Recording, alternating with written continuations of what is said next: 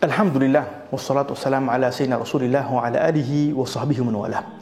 Rasulullah sallallahu alaihi wasallam bersabda, "Ma dhalla qaumun ba'da hudan kanu alaihi illa utul jadal." Tidaklah sebuah kaum menjadi sesat setelah mana dahulu mendapat hidayah kecuali karena mereka suka untuk berdebat. Kebanyakan manusia yang suka berdebat, tujuan utamanya adalah ingin untuk menang dan bukanlah ingin untuk mencari kebenaran.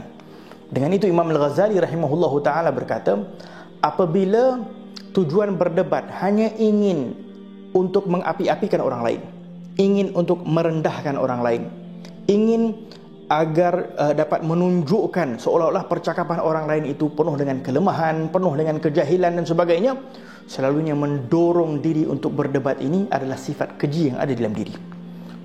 Sifat sombong, sifat suka dipuji, sifat merasai diri lebih hebat, sifat merasai diri lebih berilmu, lebih pandai dan sebagainya. Bahkan kadang ada orang yang dah ketagih setiap harinya nak mencari-cari kesalahan dan kelemahan orang lain demi nak menyerangnya, nak menjatuhkannya.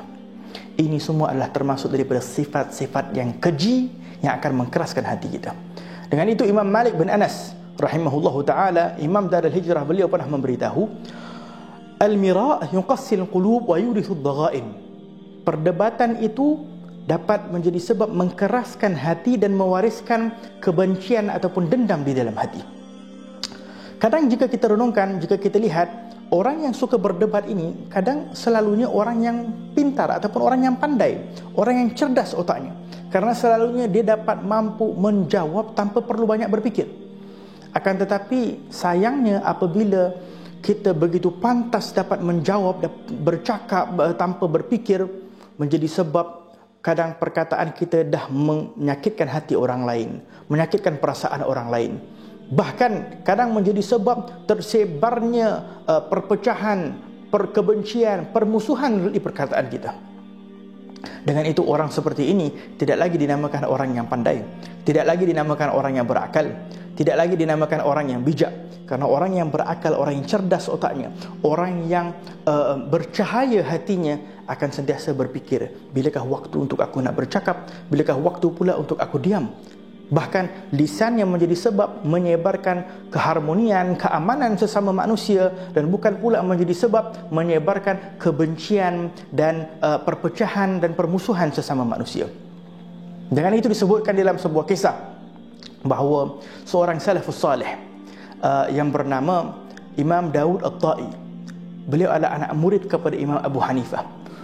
Kisah ini nak mengajarkan kepada kita betapa susahnya apabila dah terbiasa mempunyai penyakit suka nak berdebat ini, sukar nak keluarkan.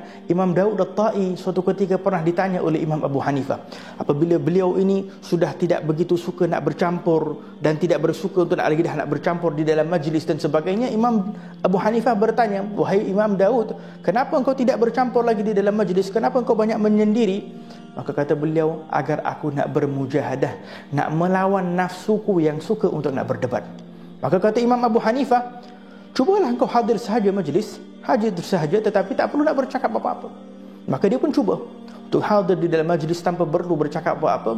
Maka kata dia, apabila aku dah hadir melihat sesungguhnya tidak ada sesuatu yang lebih dahsyat, yang lebih sukar nak bermujahadah melawan nafsu untuk menahan lidah agar tidak berdebat.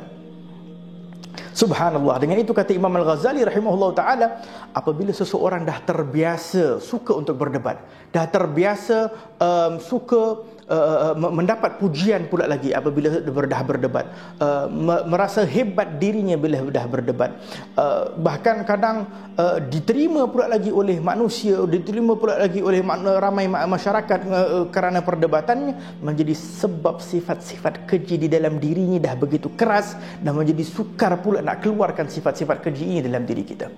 Maka dengan itu, ini tadi contoh sifat salafus salih, orang-orang salih sebelum kita, yang mana ilmu mereka lebih jauh daripada kita, amalan mereka lebih jauh daripada kita. Maka dengan itu kita bermohon kepada Allah Subhanahu wa taala, moga-moga Allah Subhanahu wa taala menjaga hati kita, dan moga-moga Allah Subhanahu wa taala menjaga lisan kita, tidak kita menyebarkan perkataan kecuali menjadi sebab menyebarkan kebaikan, rahmah, kecintaan, kasih sayang, dan bukan menjadi sebab menyebarkan kebencian, kedengkian, dendam dan sebagainya. Wassallallahu ala sayyidina Muhammadin wa ala alihi wa sahbihi wasallam. Alhamdulillahirabbil alamin.